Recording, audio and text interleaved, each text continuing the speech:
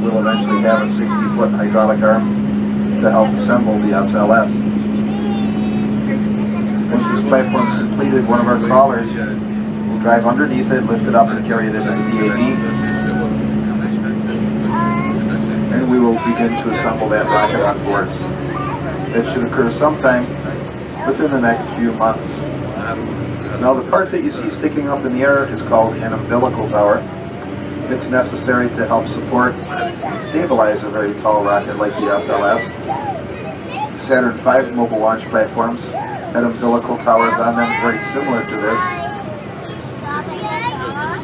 The shuttles were much shorter and didn't require them. We're going to be, that's where they build the we'll rockets. We'll be driving by some of these platforms today and you'll be able to get a good look at them.